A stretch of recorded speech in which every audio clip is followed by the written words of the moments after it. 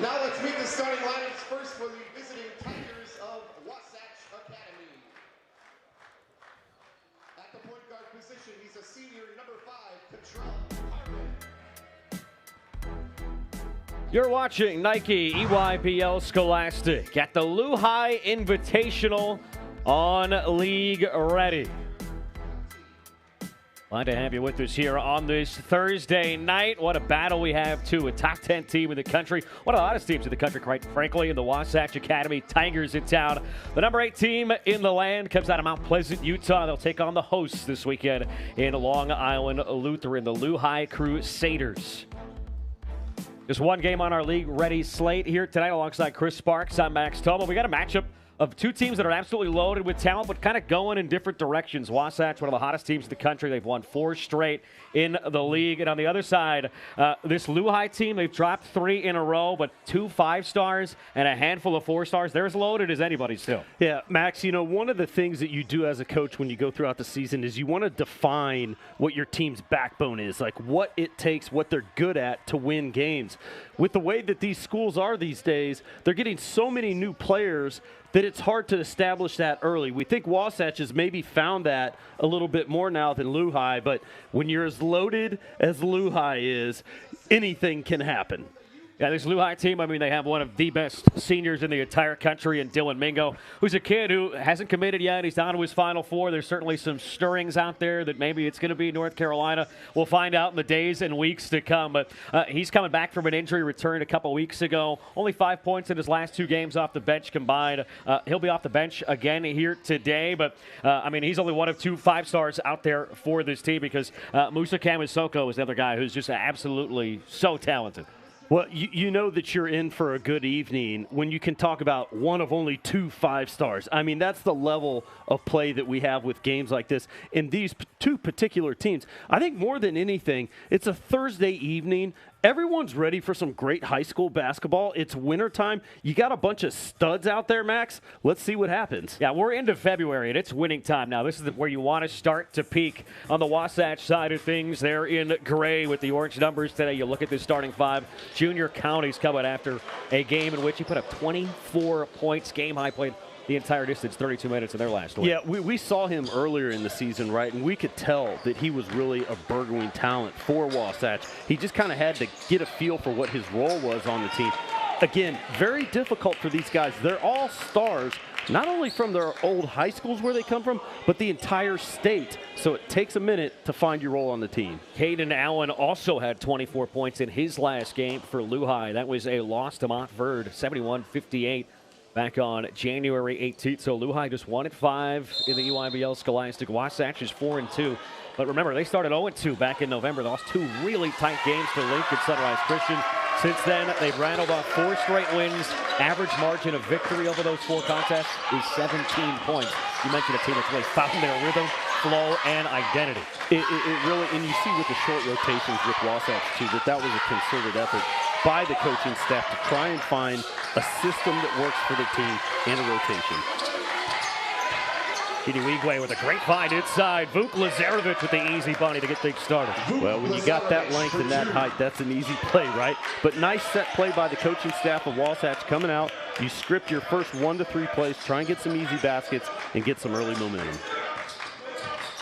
Peyton Howell surging his way all the way in, but missed the layup.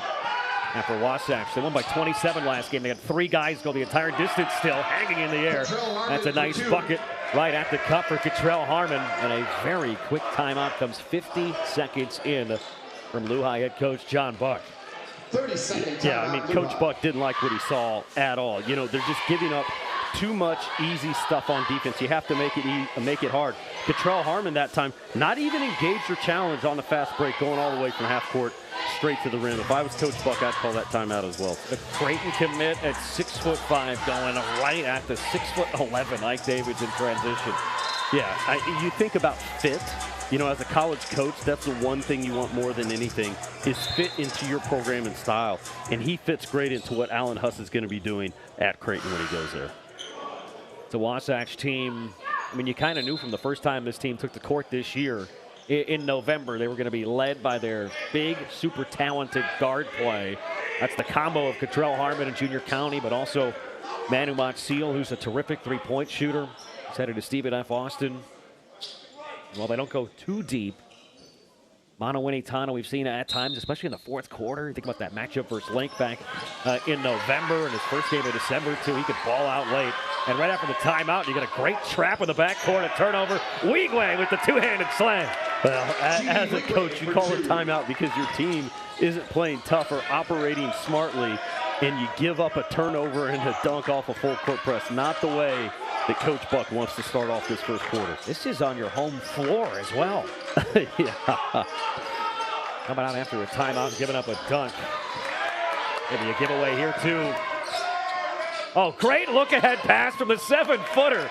Weegley finishes it home. It's 8-0. Yeah, right now the pressure that Wasatch is laying on LuHi, they just can't handle it or slow down. This is where you need your point guard to take control of the game, just to pace, show that you're in control so the rest of the team slows down a little bit. Lazarevic with his Jokic impression there at 7 foot, the Serbian from midcourt. Dropped a dime forward. It's a good kick out and a much better possession. Jamal McKnight cans a three, the junior from Baltimore. Yeah, very nice measured play that time, and that'll get things going for LuHi a little bit so they can settle. Sometimes if you see the ball go through the net, even if it's not your shot, it's going to give you a little boost of confidence. Knifing his way right back in. Harmon with another layup. He is just getting downhill and being a menace on the offensive end. Yeah, LuHi really not making it a priority to stop any penetration. McKnight back-to-back triples, though. Number 3, that's Jamal McKnight. Well, Wasatch is getting layups and dunks, and LuHi, it's looked a little unorganized the last two possessions, but a couple bailout threes from McKnight. Montseal looking for the answer in the corner, off the backboard. Followed his own shot to him and put it right off his leg.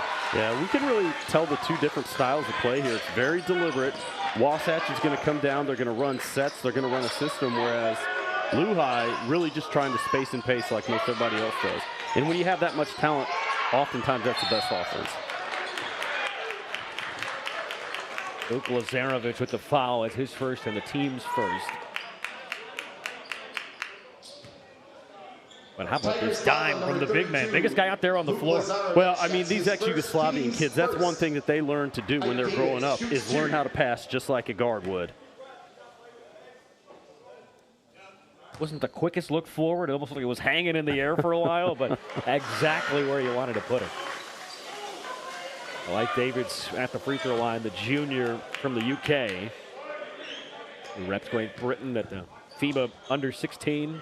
And then under 18 Eurobasket in the last couple of years. I tell you what, Great Britain really stepping up their basketball game. Probably the past decade and a half, Max. They got a lot of kids coming in from out of country that were born there, and then they just had really good development programs come up. Seen a lot of talent coming up there. I mean, is this a sign of phenomenal coaching or what? Every look Wasatch is getting virtually is right at the 10. Very intentional. You know, a lot of good plays, a lot of back screens. Kids don't know how to guard back screens anymore. Tomasoko lays it off. Davids gets inside. Blew the body, but he'll head right back to the free throw line. His second trip there. Tigers foul number 32, Vuk Lazarevic. That's his second. That's his second foul. Team doesn't go too deep. The backup big man is sophomore Strahinja Zelic. Another very talented Serbian big man on this Wasatch team.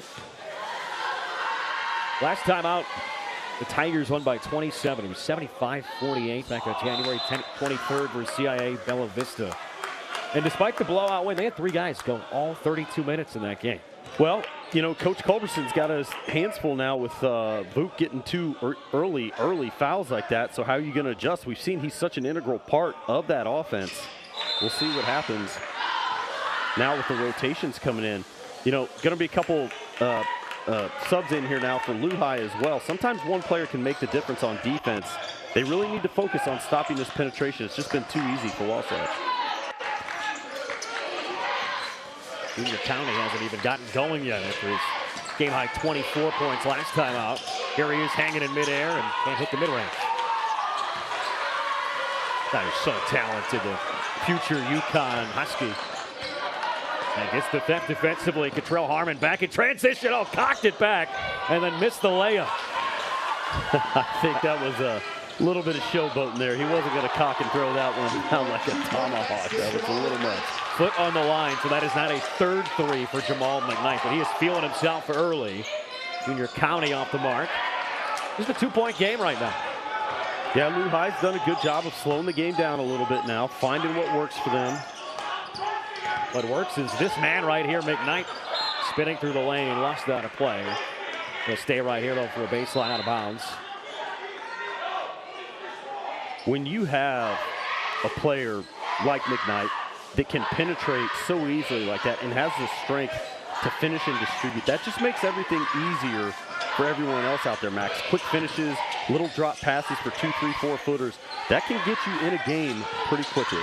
Esselman Proctor in off the bench. Here's Proctor. And McKnight's got 8 of the team's 10 points already. Shot clock down to 2. He's got a hoist. And great defense there from Harmon. He gets the block and forces the turnover. It's always nice to have a set play for when you're 5 seconds or under. You know, it should be an inbound, quick little ball screen, maybe a reverse action real quick, but you got to have something set up that the players know that the coach doesn't have to call or stand over there and hold up a sign. These are things that they learn at the next level. Wasatch is a team that's just been so surgical in the half-court offense. That time, Junior County fumbled the bounce pass. I think it might have been leading to another layup in transition. It's Omar Essam the other way, the senior out of Cairo, Egypt. Really have to credit Coach Buck at this point for slowing his team down and just getting them to see the game a little bit different and play a little bit stronger. Camry Soko trying to give his team their first lead. A lot of control. LuHi always trying to push the pace. What's the call here? It's a travel before the bounce pass against Strahinja Zelic. LuHi's figured something out. Yeah, I mean, transition basketball, if you do it right, is the easiest thing and the easiest way to get back in a game. That time, if the big man's going to run the floor, especially in the middle lane, you have to get the ball to him for an opportunity to finish. And they did it perfectly that time. They only had to dribble one time. You don't want the big guy doing it too much. It was such an incredible start. It was back-to-back easy buckets. You get a dunk, a timeout. Then you force the turnover basically under LuHi's bucket. But since then, give the Crusaders some credit. Kamasoko with a great shot fake, hangs in the air, and the reversal goes. LuHi takes the lead for the first time. Well, we're also seeing the factor with Luke out now as well. You know, he's not patrolling the paint on defense, and he's not operating on offense. And more pressure on Zelic, who fumbled the pass, but he was hacked on the arm. See if they get Christian Proctor here. Number 2, Peyton Howell. It'll be Peyton Howell with the reach in. Possession, Tigers. One of the prettier buckets of the night, though, that we just saw. Well, you know, learning to close out on the defensive end is really something that's important. That time, you didn't close out short, tried to contest a shot fake on a 3 and give up a layup. You know, there's not too many coaches out there at the Division I collegiate level that are going to put up with that. And that's the hardest thing to do out there, Max. It just burns your hips, burns your quads, your hamstrings, closing out and maintaining that defensive position. Winitana misses his first look of the night. Chris, I don't think there's many players in the country that are going to hang in the air from that spot and hit that reversal, but Musa Kamasoko is a 5-star who's 6'8" with tremendous length and bounce. 9-2 run, that's how they have the lead. Well, and the fact that he's that height, that athleticism, but his 3-point shot was respected that much shows that he's a 5-star player. There's not too many kids at this age that can do all of that. McKnight trying to get downhill. All of his scoring has come from the perimeter so far. Weigwe hits the gas pedal all the way in, but it's another missed layup for Wasatch. A leak out the other way, and the layup goes for McKnight. Well, not too much transition D being played this evening, Max, and something that I'm sure both teams are going to address at the quarter break here, but right now it's basically get the rebound, turn, and throw it down. You've got to respect it from LuHi. As soon as they get the basketball, they're looking for somebody to leak out down the floor. There's more beautiful half-court offense. Mana Winitano, the junior out of New Zealand. Had 9 points and 3 triples in his last game. All the way in, it's another layup, and the defense is really lacking on both sides. Well, he just makes it look so easy, but when you don't have anyone out there to contest or even redirect these shots, makes it a lot easier for a guy, especially if he's a 6'8" athlete. We'll stay right here. Shot clock at 21. Well, LuHi coaching staff easily with the best shoe game I've ever seen since doing these games. We can see Jordan 11s there. We got some 5s. We got some really unique Air Force 1s on there. That's what you love to see. It's what all your players can appreciate, too. I haven't seen a pair of Jordan 5s on the sideline on a coach. I respect that game, and if he's got an extra pair, size 10 my way, please. Have to hit him up at halftime. Yeah. Find our way into the locker room. Junior County from the free throw line gets the friendly bounce. Pinballs around the iron. Yeah, loves to go middle and just elevate. Shot clock has gone dark. 8 seconds to go in this opening quarter. Quite the slow start for LuHi, but they figured it out. McKnight back out. Caden Allen. Would have been good if it went swirled around and out on a man who's coming off with 24-point outing. 18-16. It's the home Crusaders that have the advantage. Looked like they were going to get smoked early, but this man right here, Jamal McKnight, started lighting it up from distance. Hit back-to-back triples, got his team's first 6 points of the night. And now he's starting to get it going in transition as well. The speedy, undersized 4-star guard out of Baltimore, Maryland, as LuHi up by 2 after 1 here in New York.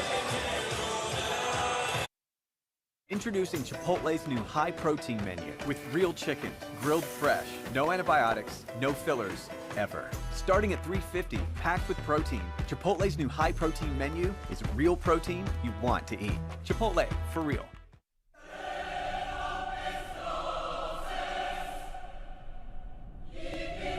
If there's one thing I've learned in 23 seasons, don't be afraid of rejection. It's the greatest teacher of all time.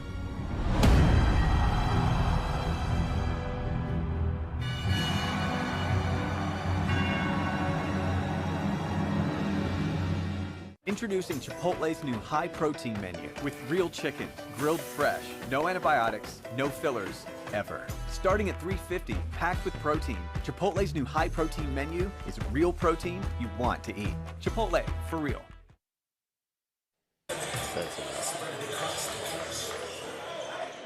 Nike EYBL Scholastic is brought to you by Nike. Just do it. And delivered by Chipotle. Real ingredients, real flavor. Chipotle, for real.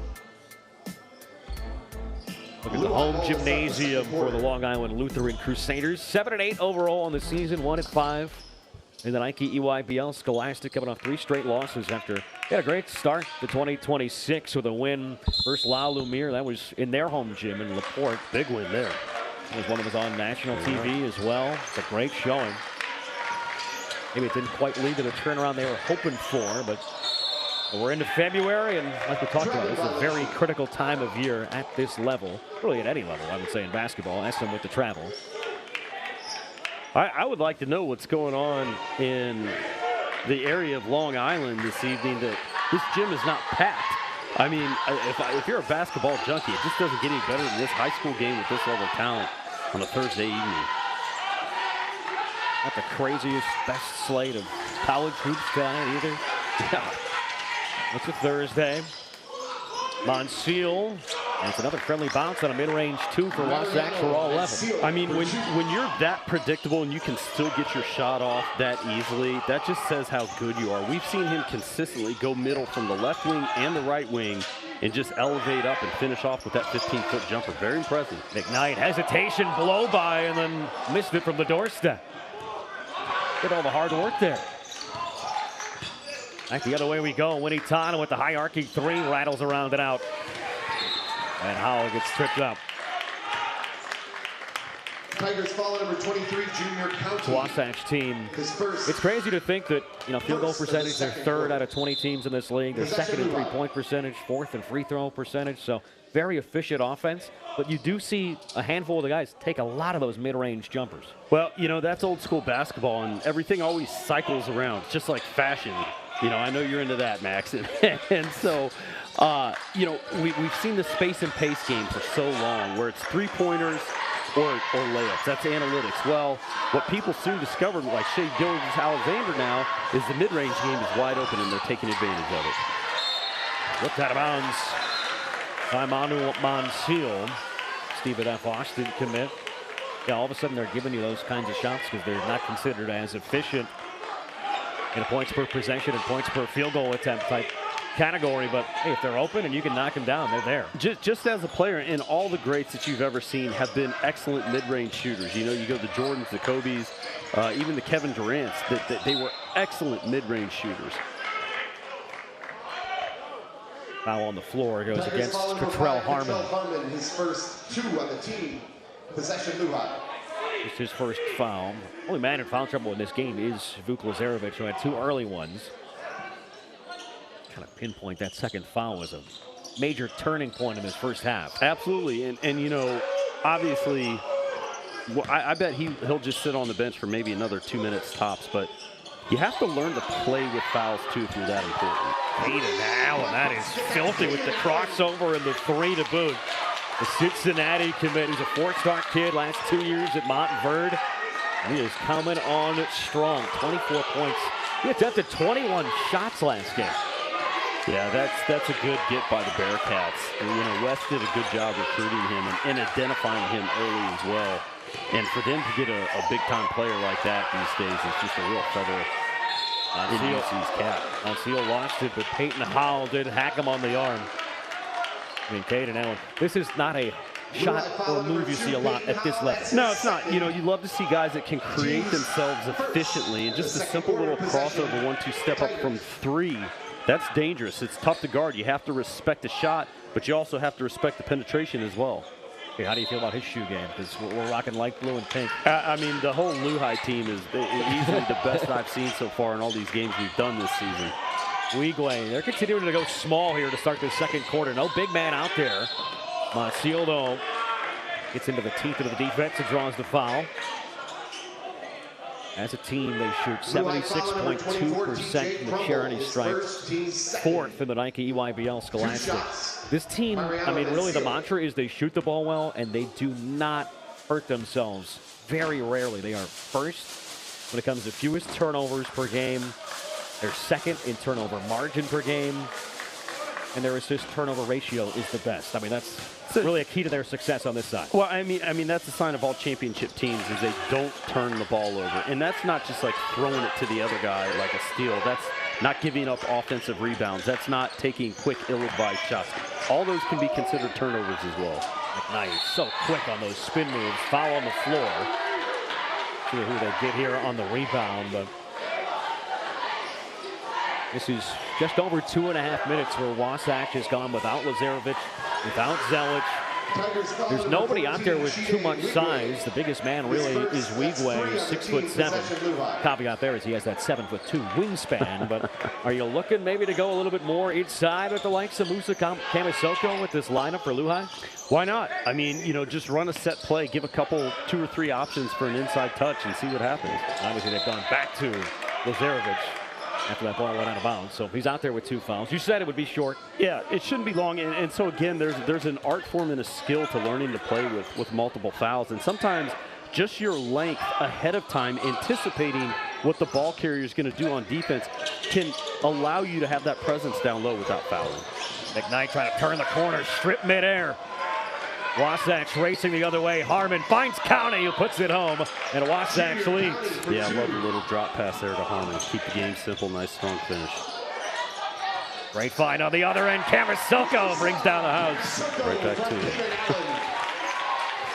There we go. Now we're flowing back and forth. Open 3. It doesn't go for Monsiel, but that's his shot from the left to right wing. Hayden Allen in a hurry. This LuHi team is not going to let you get set in the half-court defense. I mean, both teams are just turning on the pressure as soon as they get the ball. That's the sign of good early offense is well-coached offense, because defensively transition, doing it effectively and having the right rotations, and there's so many correct rotations you can do out of a fast break to where it's easy for the offense to take advantage of them. Transition defense is one of the hardest and most it's not fun to do, but all the best teams do it. Talk about an the high school ranks. I mean, probably not the sexiest thing to be learning transition defense, or, I mean, to rewind when you were talking about Lazarevich, to learn to defend well when you're in foul trouble without fouling. Championship things are never the funnest things to do. So communication, rotations, practicing rotations off of rotations. Nobody wants to do it until you learn that winning a championship is all about that stuff, and then it becomes really fun to do. Once you're winning, especially at a level that Wasatch is winning at right now, I'm sure it's a lot more enjoyable, just about all of the small things you're doing on a day-to-day in practice. Montseal gets fouled midair. That looked like a decent amount of the basketball, but Christian Proctor with the hack and 2 free throws for number 3 in gray. Yeah, it looks like a lot of leather on that shot block, but you have to respect him contesting the shot. Right now, I don't think that any team is putting on a defensive clinic from the wing, right? They're letting the offense do whatever they want. And sometimes a product of that is the ball carrier not only knowing what they have to face with their one-on-one defender, but what's going to come to them. So if I'm getting the ball on the wing, and regularly I can penetrate and elevate for a 15-footer to the middle, or almost have straight-line drives to the wing, as soon as I catch that ball, I'm ripping and going. McKnight's got a game-high 10 points, stops and pops. He is just so quick with everything he does, though. Just a slippery point guard. That's a good word for it. I mean, guys like that are that quick and that strong with the ball are tough to guard. Great find, baseline cut for Montseal. Back and forth we go, we're all square. Another nasty crossover from Allen. Doesn't get the foul call. There's a lot of contact, but they're letting him play the lob the other way. And a rare blown opportunity at transition for either team. You know, I used to play with Sean Marion, and maybe he could have caught that alley-oop. I used to just kind of throw it up and pray, and he always caught it. I don't think that one was exactly the same thing. I'm sure when you're the head coach and when you're Paul Peterson, you're thinking, we had a 4-on-1 there, and their one guy back was Jamal McKnight at 5'10". Probably not the pass you wanted to see. Again, the championship things are not fun things to do, and executing a 4-on-1, boy, you got to get that one. County blows by his defender, skipped right past Caden Allen. Junior County for 2. The Wasatch back in front. They trailed by 2 at the end of the first quarter. They lead by 2 now. Interesting to see County go to the baseline that time. McKnight doing a lot of dribbling, step back, spin move, draws in 2 and then turns it over. 2-on-1, County takes it himself with the left hand. Junior County. Boy, he just said, I'm sick of these fast breaks not yielding any fruit. I'm going to do it myself this time. Really strong play with the left hand as well, too. You got to love that. That says a lot about a person if they can do that. It's not just an easy thing to do. With authority, the offhand. Camisoko, for some reason, was left alone there, but missed a fadeaway.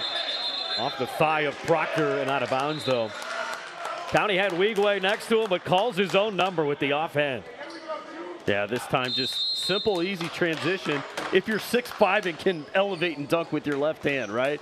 I mean, you just have to love that. Again, he's going to fit in so good at Creighton. I mean, just the schemes that they have, the conference that they play in, and I think he fits in as a 6'5", 2.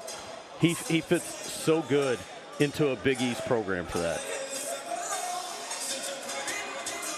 Let's take a look at tonight's Chipotle player spotlight, and that is the senior in Cottrell Harmon out of Seattle going to Creighton. We got burrito bowl with brown rice, chicken, and steak. Got to double down when you're a high school growing boy. Queso, corn, lettuce. Your thoughts, Chris Sparks? I mean, this is a man after my own heart from the standpoint of brown rice and queso. I thought I was the only one that did that.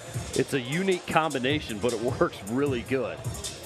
Doesn't junk it up with too much stuff either. I like it. Does that make its way onto the scouting report when college coaches are looking at him? Also, I always love when they do get a shot of this because he's from Seattle and he's got the Supersonics tattoo on the back of the left tricep. There is so much good high school and youth basketball out of Seattle that people do not realize it. I remember, when I was coaching at Valpo, we played University of Washington. Lorenzo Romar, head coach, and they had McDonald's All-Americans, a kid named Stuart Appleby, coming off the bench.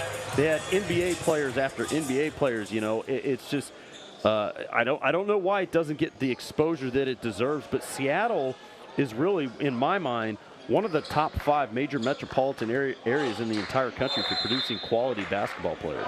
And they're all skilled, too. It's not just athleticism. They're all skilled and very well coached. Wasatch up by 4 and with the basketball. 2:40 to go in this opening half. Weigway lost his footing. Trips Lazarevic and lost it out of bounds. Rare turnovers here, but they're starting to mount somewhat for Wasatch today. See if Coach Buck, runs a nice little set play. They needed to have this. They weren't getting too many good looks. Only 8.7 turnovers per game for Wasatch on the year. 4 straight wins by an average of 17 points per W. McKnight, they run a lot of ISOs for him. Proctor has to hoist from distance, and he pulls LuHi back within 1. Well, that's not the look he wanted, but that's the look you'll take, Max. You know, just players making plays that time. Really nice shot. Anytime the deficit is starting to grow for them, somebody's come up with a big clutch triple. When he taught a great defense, Howell was all over him. 2-on-1 the other way. The feed right back on the give and go. Another dunk for Kamusoko. Yeah, love it. Offense born out of good defense. Every coach will love that. We haven't seen a lot of that today. No, not at all. Love that 3-man weave up top. A lot of DHOs in this offense for Wasatch. You know, they space, but they cut as well, too. You know, they're basically playing 4 guards and 1 big guy out there. Counting shot fake, sidestep. He's got 8 points. Just a few of those long jumpers, though. Proctor the other way. And he couldn't control it for long.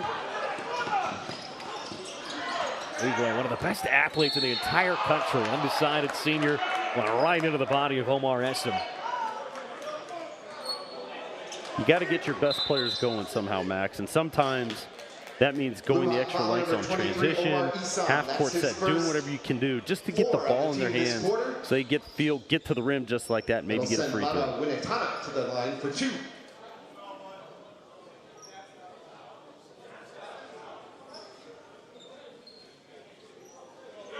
They're making Weigway check out here. Yeah, he's probably just got a little blood on his nose there. Yeah, it looks like it.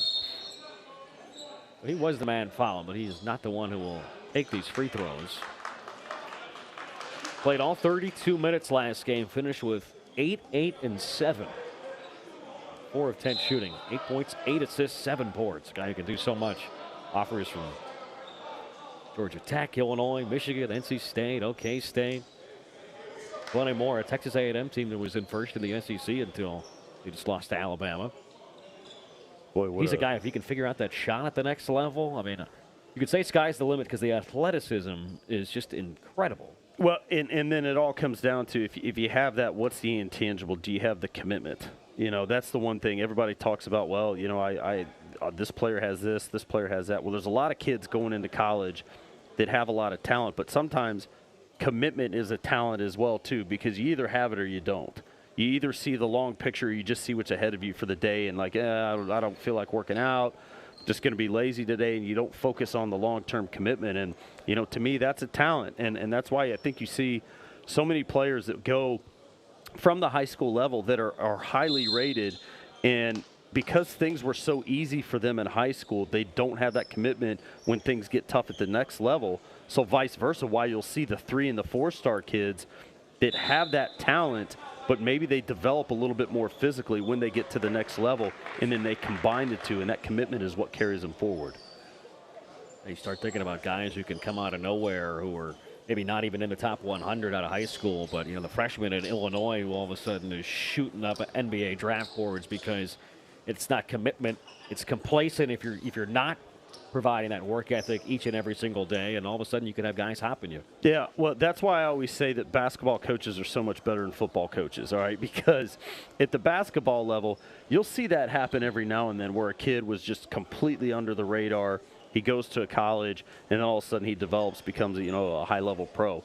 Football, you see that happen all the time. You hear about the walk-on that becomes the NFL player. And I always ask myself, what kind of evaluators are these football coaches if they're missing so many of these kids that go from the walk-on path all the way to being NFL draft picks? So Montiel will take the free throws instead. It's the first, and he's now the first Wasatch player into double figures. He's got 10. Junior County and Chiniwigwe both have 8. McKnight and Cavasoko both have 10 on the LuHi side. And what has been, I mean, outside of the first maybe couple of minutes, a very tightly contested affair. Night 1 of the LuHi Invitational, and certainly this first half is not disappointed. Powell skips it all the way across to McKnight. Powell working on Winitana. Sucks in the defense. They kick it around the perimeter. McKnight almost hits the 3. That would have been his 3rd. Yeah, I mean, he missed the shot, but that was good offense. Good ball movement. Just need to knock that one down in the corner.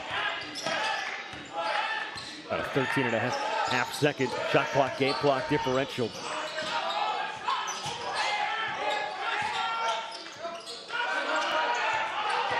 Harmon goes away from the screen, hangs in the air, do some contact, doesn't get the foul. LuHi, if they slow it down, they can hold for the final shot, and they will. All right, so let's see a little bit of a set play here, not just the ball screen and turn and burn. Let's see something happen here. Powell's calling for the screen. Goes away from Essam, right into Winitana.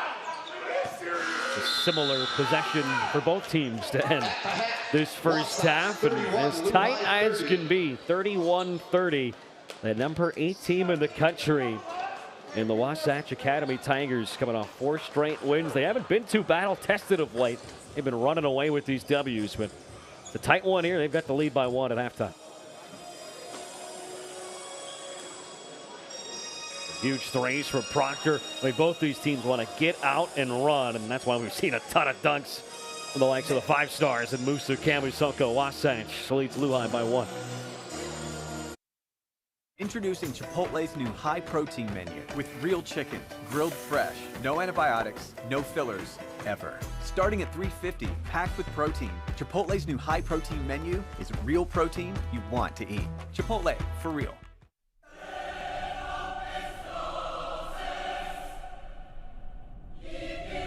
If there's one thing I've learned in 23 seasons,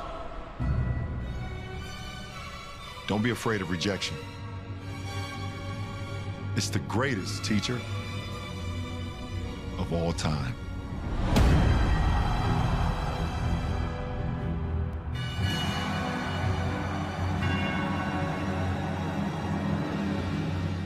Introducing Chipotle's new high-protein menu with real chicken, grilled fresh, no antibiotics, no fillers, ever. Starting at $3.50, packed with protein, Chipotle's new high-protein menu is real protein you want to eat. Chipotle, for real.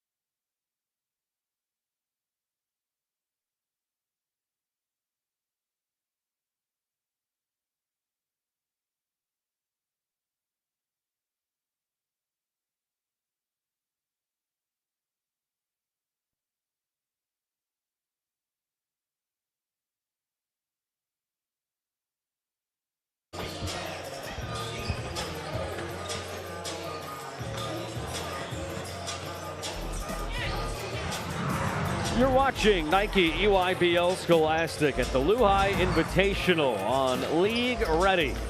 As we get ready for half number 2, Wasatch leading LuHi by a point, but this has been really tight throughout, and the offenses have really both been thriving. Well, that's a good word for it, Max, because Wasatch shooting 68% from the field, LuHi 50%. That leads to not a whole lot of defense, my friend. No, it does not. You know, I mean, it's a good half. You know, they were trying to feel each other out first, but then it gets to a point where you just settle in, and we certainly saw the effect with Lazarevich going out early in the first quarter.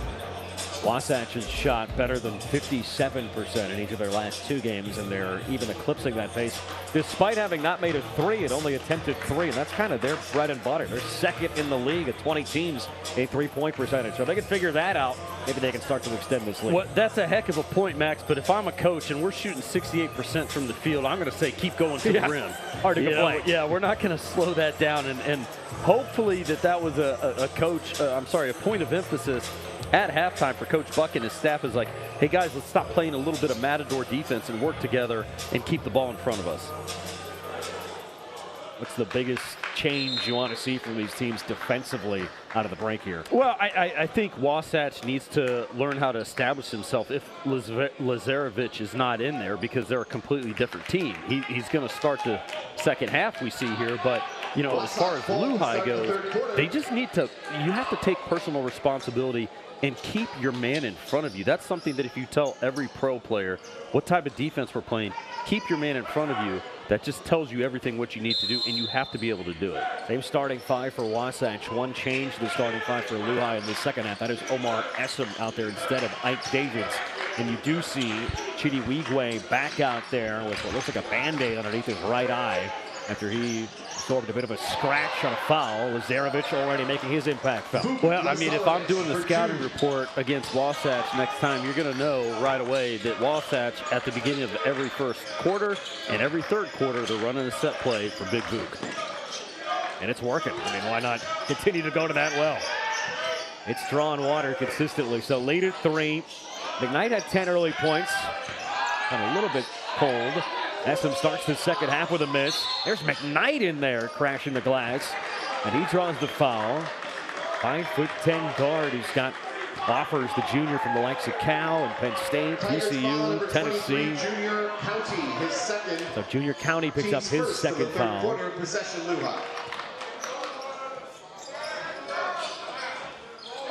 Lazarevich and County, the only 2 players in this game with multiple fouls. Hayden Allen, wrong foot and missed the runner. Look ahead to Wigwe, out on the move, wrong foot as well, and he misses.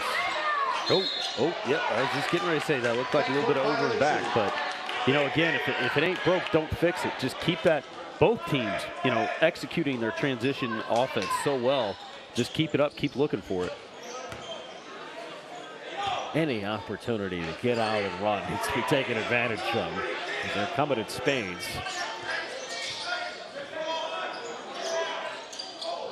LuHi backdoor from McKnight, rejected from behind. That's Monseal. Got a team high 11 points. Gets the block. Doesn't get called for the offensive foul, but missed the 3.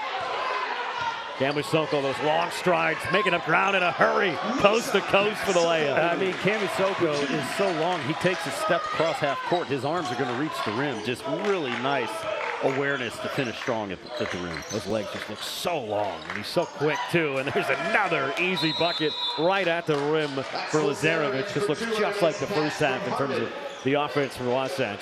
Yeah, that's a great point, Max. I mean, coming out, executing what you do well at the beginning of a first quarter or third quarter.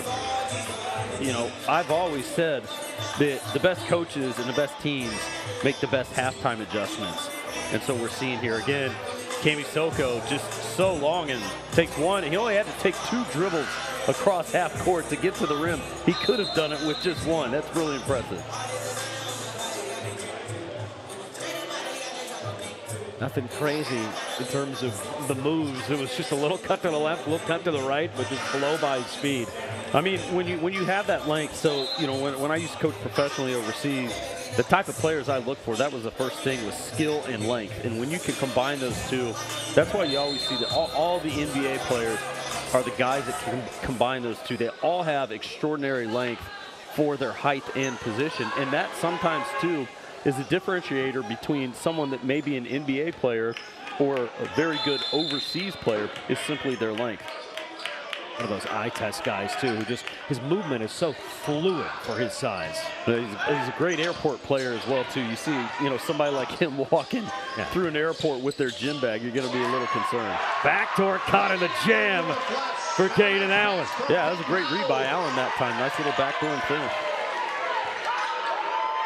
Masoko, one of those guys who takes one step off the bus and you're like, I bet that guy's pretty good. Yeah, you're not going to look forward to playing against a guy like him. It's called for the foul here, though. Well, that's the one thing, somebody that's as talented as Masoko, he obviously can do it well on offense, but you want to see him to be able to bring it on defense. Yeah, a great little backdoor that time by Allen. That's one of the best reads ever. And, you see undisciplined defense. Somebody turns their head for a second. If you can get that half step on them baseline, quick little bounce pass underneath their arms, little pocket pass, you can finish strong like that. You're going to play a lot of minutes at the next level.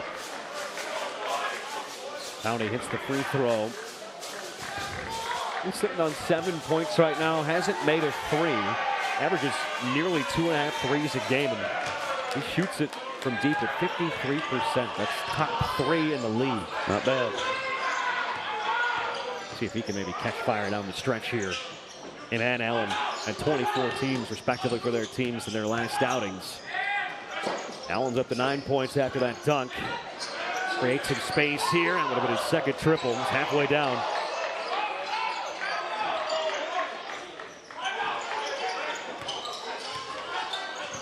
McKnight shimmies, spins, kicks it back out. Second bite at the apple for Allen, but he comes up 0 for 2. Yeah, McKnight, obviously great ball handler, great penetrator. He needs to be a little more efficient and try and get what he wants to get done with less dribbles.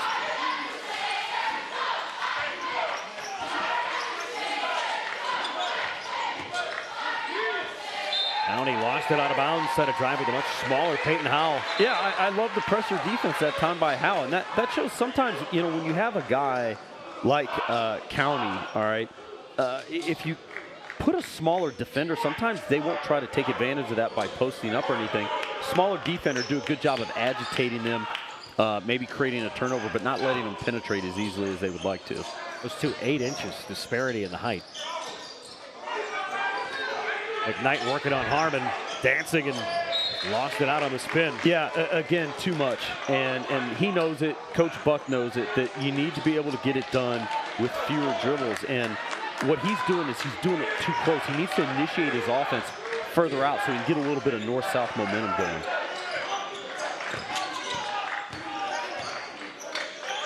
That same matchup on the opposite side.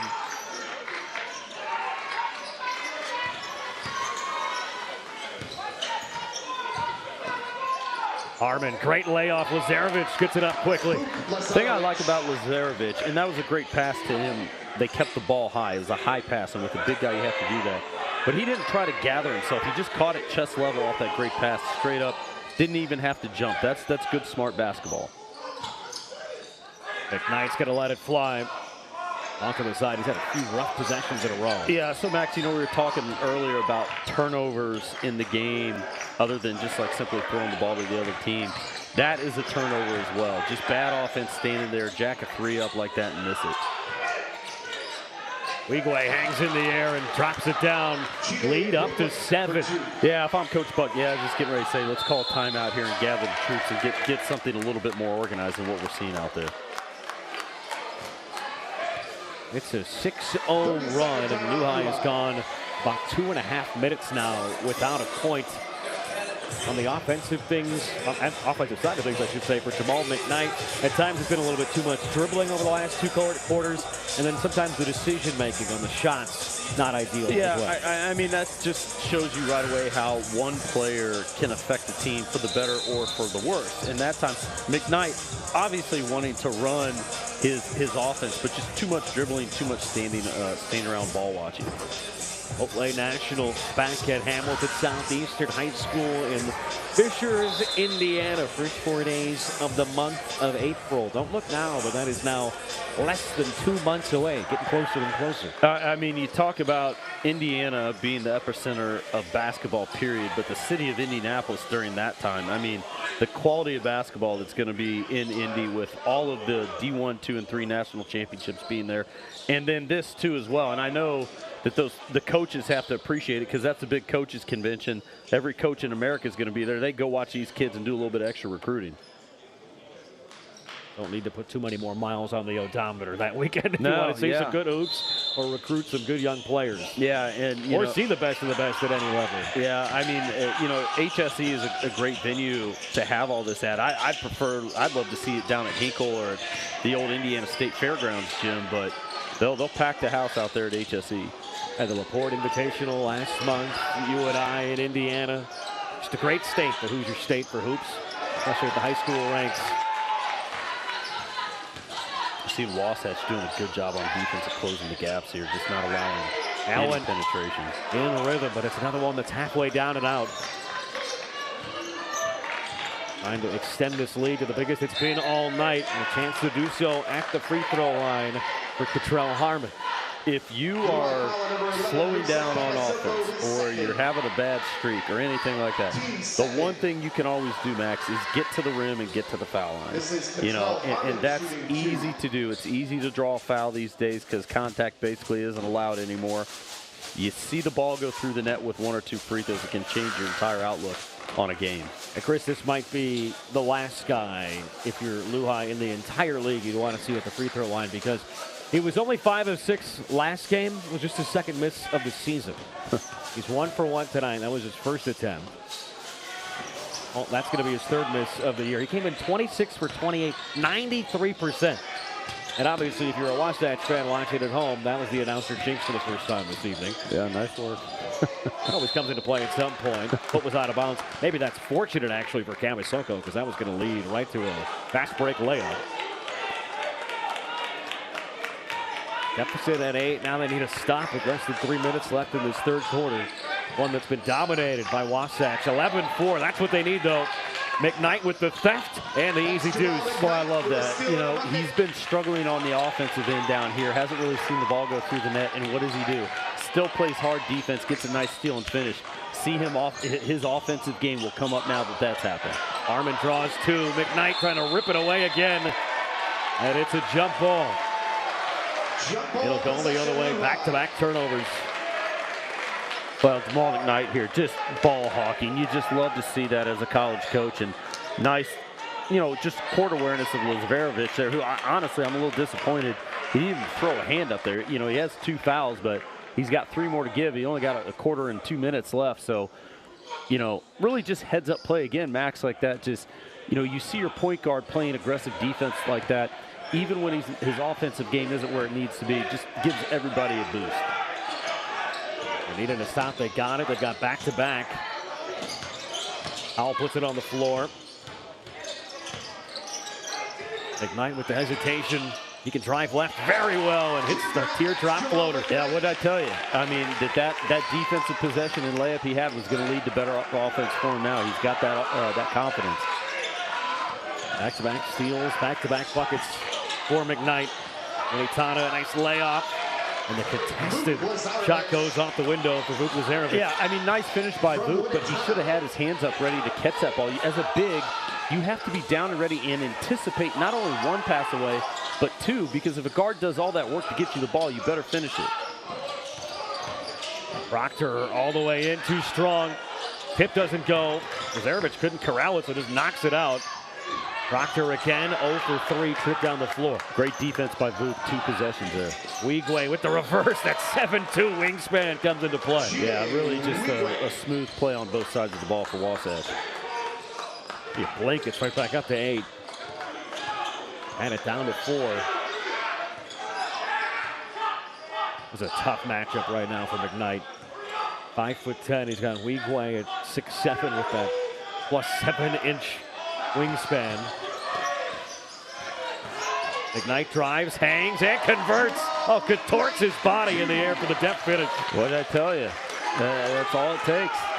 You got to love this kid in his heart. He just keeps going after it. A big-time ticker for number 3 in white.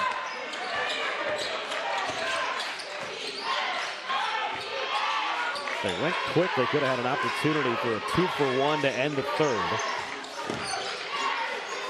Winitana in rhythm, hits the 3. Big shot by Winitana.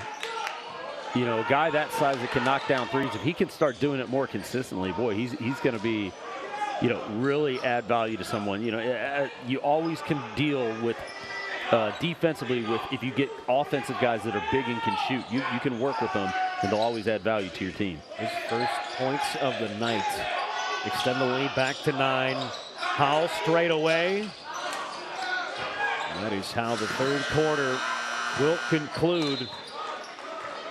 It's a decent closeout for LuHi, but Wasatch wins the third 18-10. They were up 1 at half.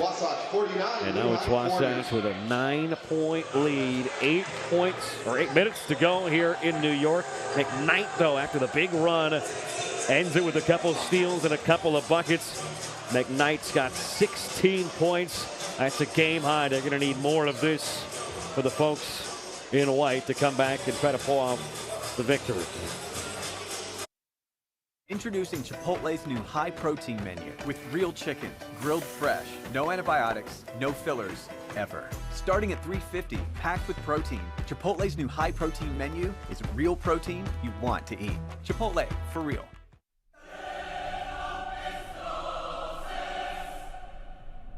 If there's one thing I've learned in 23 seasons, don't be afraid of rejection. It's the greatest teacher of all time.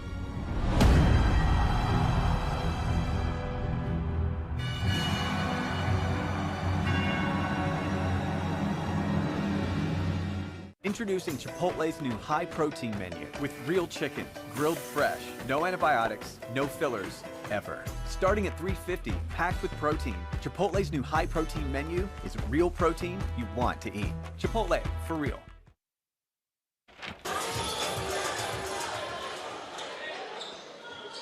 Nike EYBL Scholastic is brought to you by Nike. Just do it. And delivered by Chipotle. Real ingredients, real flavor. Chipotle, for real. Into the fourth quarter we go here on night 1 of the LuHi Invitational.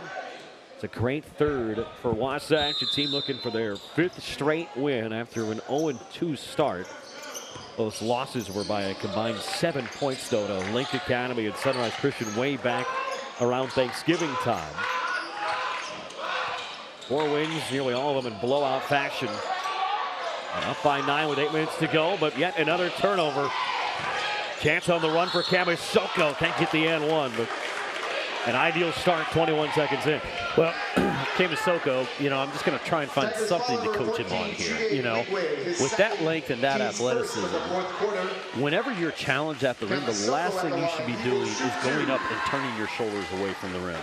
He needs to learn to set himself up one dribble earlier, half a step earlier, to where he can use that length and athleticism and go around his defender, extend, and just drop the ball in.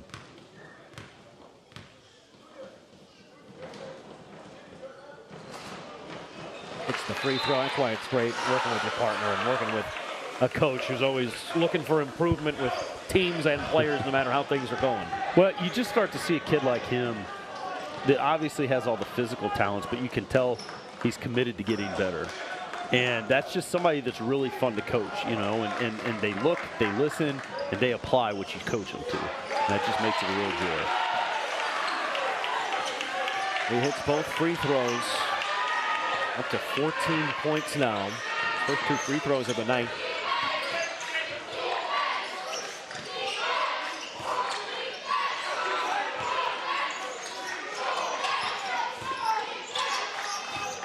That's great flow. County turns the corner, hangs in the air, and converts. Well, just, you know, I spoke too soon. County did exactly what I was talking about. Camisoko just really nice that time going up and then changing and using his length to wrap around the defender and just teardrop the ball in. Really nice play. Yamasoko whips it into the corner.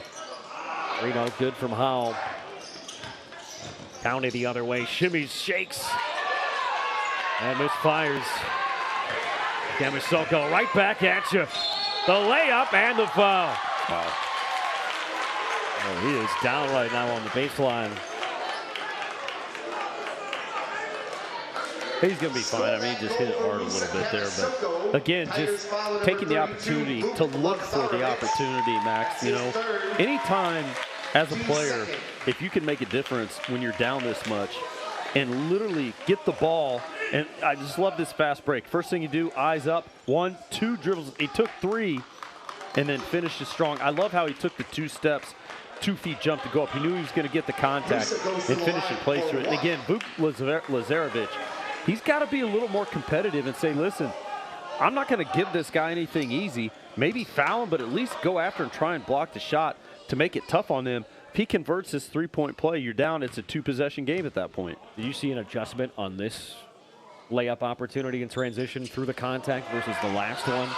The 2 feet, yeah, no, everything he's been doing is off of 1 foot, but that time he knew he was going to get contact, so he went strong with 2 feet.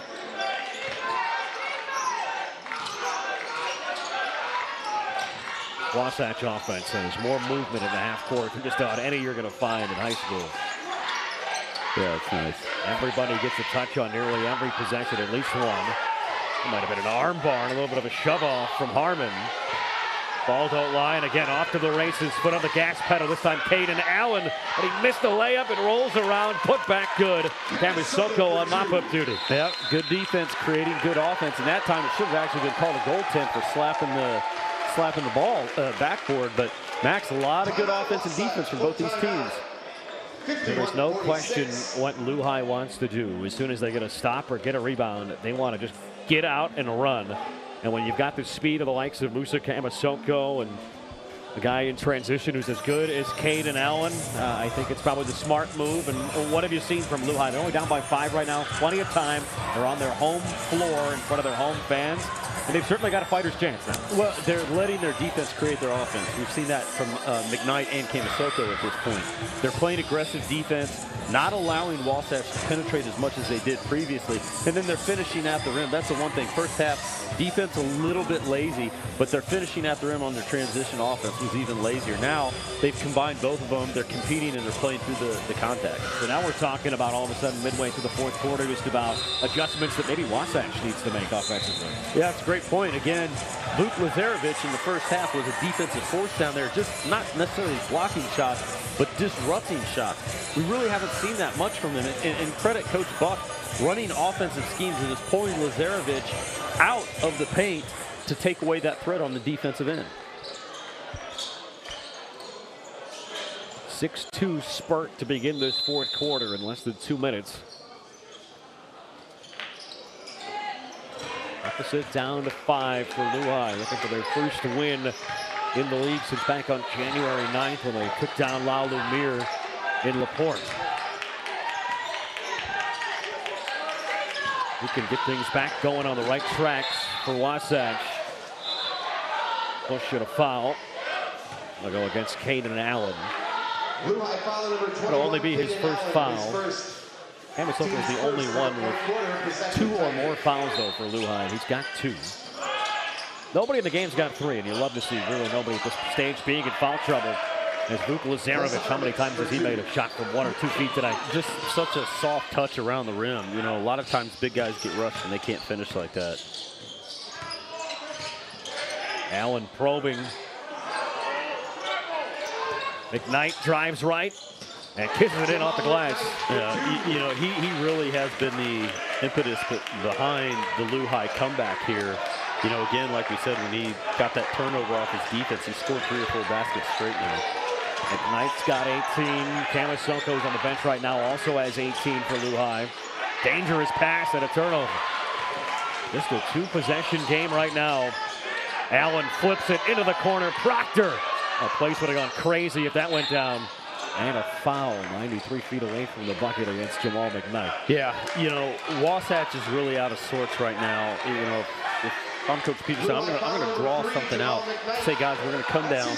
We're gonna work the ball around for a good 15 seconds. Just get everybody getting their hands on the leather. They're really good at that. And then we're gonna execute this quick hitter. And I would go down to Lazarevic just to get a nice little 3 to 5 foot teardrop layup.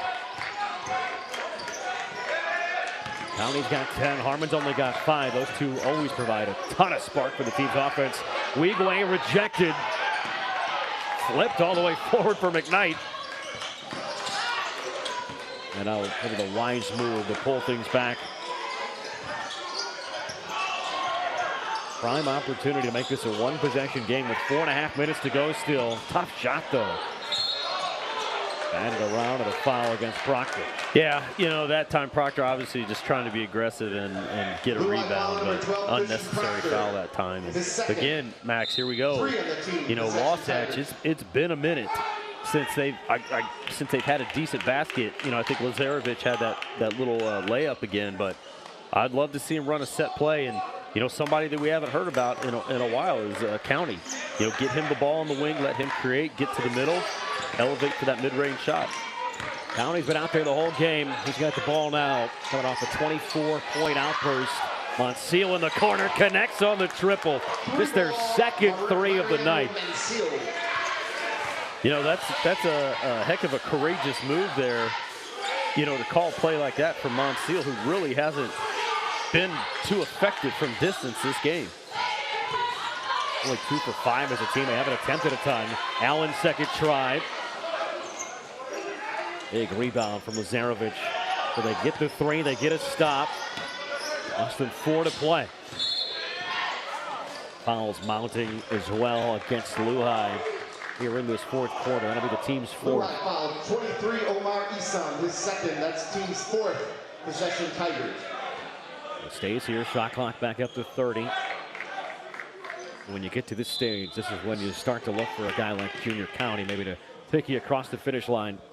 Well, that's what your best players are supposed to do. And you have to put them in that position to be able to do that, Max. And, you know, again, Wasatch was a good play call last time because it worked. Let's see what they do this time. Weigway gives it up. Big play there from Camisoko. They wanted a sub before that inbound. They did not get it in time. But Paul Peterson wanted to call upon Winitana. Monsieur with the steal. Missed the layup. Tip doesn't go. Back the other way. Camisoko into the corner. McKnight, the high archer. And it's a 5-point game. That play just doesn't say a lot about McKnight. That says a lot about Camisoko there. That the guy that literally is an instant layup on a fast break chose to pass the ball off in the corner for the 3. And a foul against Proctor. A little overzealous. Great kick, though, and this has been the man from distance in this game. Camisoko, again, just nice heads-up playing McKnight with, you know, he had to shoot that high archer because Luke Lazarevic came out there all 7 foot of him, and really nice finish and play by McKnight. You know, McKnight really is my player of the second half so far, just really strong. You know, these free throws are going to be the game here, and how LuHi responds to this, Max. Down by 5, possibly a little bit more here. They have to be really efficient with their clock. Can't waste any more than 10 to 15 seconds per possession. McKnight's got a game-high 21 now. County with 10. He averages 15 a game. That's top 15 in the Nike EYBL Scholastic. And this team makes their free throws when they get there. So when they have a lead like this, somewhat precarious with 3 and change to go, this is exactly where they want to be and where they can just add on and bury it. That just means so much.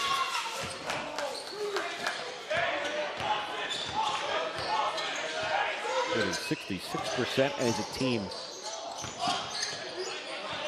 Howell still scoreless in this one. McKnight and Camisoko have really carried the heavy load for this offense. McKnight for his 4th 3. Howell with the floater. Still has remained scoreless. Yeah, LuHi just really more effective in the transition offensive game than the half court this evening. No need to hurry at this stage.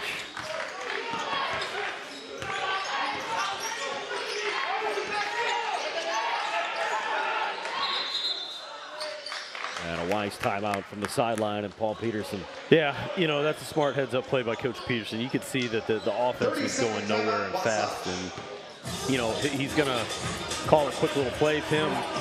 Again, I'm going to look to get the ball to the people that are most effective for you in an efficient way, which is, you know, either County or Lazarevich. So, again, just run a nice little side ball screen, clear out the side, allow County to create, get to the middle, do whatever he wants to do, or just run one of the millions of plays they have for Vuk Lazarevich just to get a little bit of penetration, put the ball up high, and let him finish. If you're LuHi, you got to think, hey, only 11 hour shot clock. We get a stop and a bucket of any kind, just a 2-possession game. You know, if I'm them, 11 seconds left, the worst thing they could do is foul right now. So, you know, play good, solid defense, keep the ball carrier in front of you. But, you know, to whittle the shot clock down that much, down by 7, you know, this is a critical possession. You cannot foul. You cannot stop the clock. You cannot allow them two easy free throws.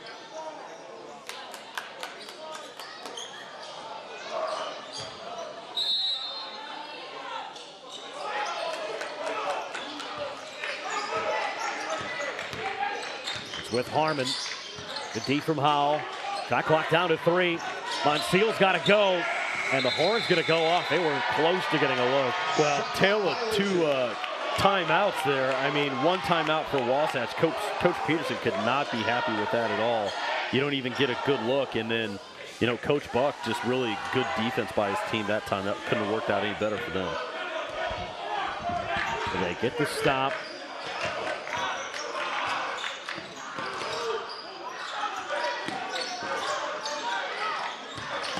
This half-court defense by Wasatch, just filling up all the gaps, just one dribble away. It's pretty impressive. McKnight dancing, penetrating, and fouled on the floor. I mean, you look at the guys out there right now for this team in LuHi. SM hasn't scored yet. Howell hasn't scored yet.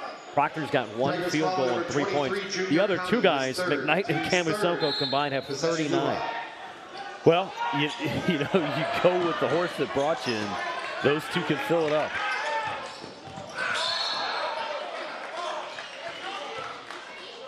Well, a lot of contact there that time, too, and I love what Camisoko was trying to do. Just, again, trying to fight through the contact and get to the rim.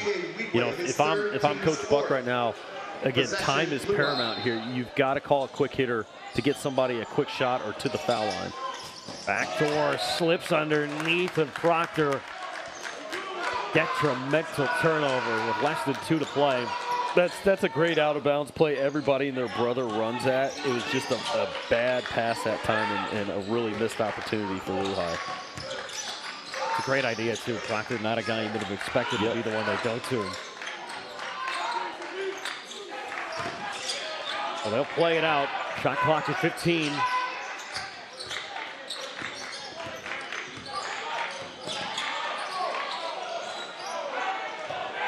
Terrell Harmon and a back down McKnight kicks it out.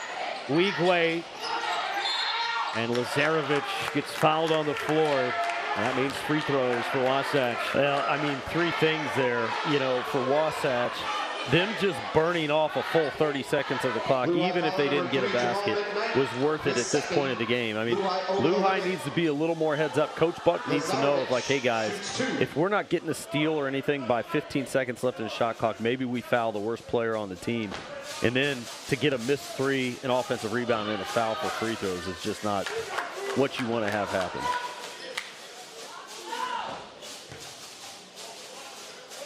Might be the man that you would like to see go to the free throw line at this stage if you were LuHi, but not off an offensive rebound.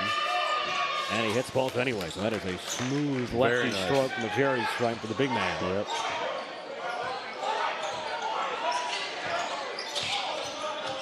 Lead has blossomed all the way up to 9. McKnight, it's got to happen right now. Lost it, rolled over with it, gives it up. And Wasatch could certainly smell the finish line at this point. Yeah, just Wasatch executing here in the end, Max. That's an unnecessary shot with no pressure on you from Weigway, and McKnight goes the other way. He'll head to the free throw line. Well, I mean, that one's going to the top of the video list for film review this evening. If I'm Coach Peterson, I mean, to your excellent point, they come down. You know, the biggest enemy that you have is an early shot, you know, especially one that you don't make or get fouled on. And, you know, that's just a mental part of the game that, you know, is a teaching moment where, like, as you go throughout the course of the season, we used to just clip these videos all throughout the year so guys knew that and had this awareness that, like, every second is precious. And, like, not only every second to score, but every second to prevent the other team from scoring. That time, you know, that's going to be the first one for me tonight on the film review for the team. I mean, a quick miss in that situation is almost a de facto turnover. Well, we talk about, championship teams don't turn the ball over. McKnight has been out there the entire game. 31 minutes and change, 22 points. That was his first free throw attempt. Both teams in the bonus. Yeah, which you wouldn't expect from someone that tries to penetrate and get to the rim as much as he does. He was relying on the outside shot early, the first few minutes, hit those 2 threes, but everything pretty much since then, mostly, has been in the interior.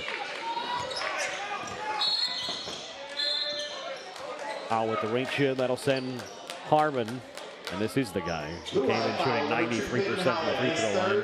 You wouldn't want to foul, but in this situation, obviously, you're forced to. Well, but you have to know your scouting report, right? And when you're pressing like this, when you need to get a foul, so you basically say, hey, listen, we're going to give them either like 2 or 3 passes, but once they cross half court, we're going to foul.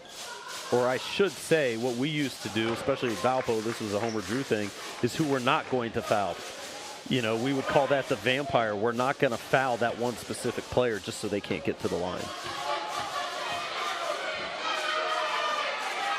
So Harmon hits both free throws, so he's got 10 points now. And that means that all 5 starters are in double figures for Wasatch, with nobody eclipsing 14 points. That is a balanced offense, and that is an ill-advised turnover. You know, they had 4 with 10-plus last game. She had 6 with 8-plus in a team that doesn't go that deep, but very well balanced yet again, even though they don't throw a ton of bodies. Only 7 guys touched the floor tonight, and one of them was Zelich, who played 2 minutes. Yeah, you know, that's just a heck of a combination. Weigway maybe learned the lesson this time.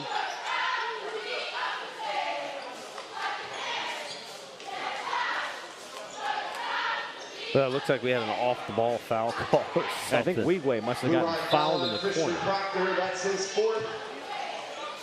Proctor, yeah. Oh, no, Monsieur. Oh, really? Going to the free throw line. Mariano Mencillo shoots 2. I'm not sure he knows that, though. There he comes. So the foul. I think there's Proctor, definitely some conversation as to who was the party fouled here. So that's what I figured it must have been in the corner after he released the pass. That is the case. Well, sometimes if you're an enterprising coach, you'll tell your best free throw shooter, hey, if there's any hesitation, just walk up there, see what happens. Good job by the officials there to get it right. 15 of 17 from the free throw line tonight for Wasatch. That's just what they do. Yeah, that's a sign of a good team. Talk about averages. They score just under 67 points a game. Just about at that mark at 64. They give up less than 57. That's second best. Only giving up 52 today. And Wasatch will control here with 17.6 to go. Looking for another win. It'll be their 5th in a row. Last 4 came by an average of 17 points per game. Looking for yet another comfortable result. Here, not just away from home, team from Mount Pleasant, Utah, but in enemy territory on LuHi's home court. They had a great start. It was tight in the middle on the second and the third. But it's Wasatch, the number 8 team in the country, that runs away with this one. A 5th straight win in the Nike EYBL Scholastic. 64-52 the final. 5 players, all 5 starters in double figures for this Tigers squad. But, yeah, I mean, Wasatch just, they're really hitting on all cylinders. They found their rhythm. And, LuHi certainly got the talent. They just need to find what works for them as a team. Let's take a look at tonight's Nike player of the game, Luke. Perfect from the floor, 6 of 6, 14 points. If we had access to a plus-minus, you'd love to know what it was, because when he was in foul trouble in the first half, that's really the only time where LuHi was able to make a run. Well, just really tight play on the offensive and defensive end for Crusaders. He knows his strengths, he knows his weaknesses. He doesn't try to do anything he can't. Keeps the game simple, and his team knows how to find them. And, like we talked about, one player can affect the whole team, and it's something for Wasatch to see that, hey, listen, if this guy goes out, maybe we need to find a better way to maintain a lead. But Luke Lazarevich certainly getting it done for Wasatch Academy on both ends of the floor this evening. Perfect shooting from the floor. The big man, the 7-footer from Serbia, only had 3 rebounds out there. How about Junior County leading the way with 9? But yet another impressive performance for Wasatch as they continue to climb the national polls, sitting at number 8 and a chance to continue that upward trend now into February. We appreciate you tuning with us on this Thursday night. We hope to catch you again tomorrow for more coverage from the LuHi Invitational. So for my partner Chris Sparks and our entire production team, I'm Max Thomas saying it so long after Wasatch takes down LuHi 64-52, the final in New York.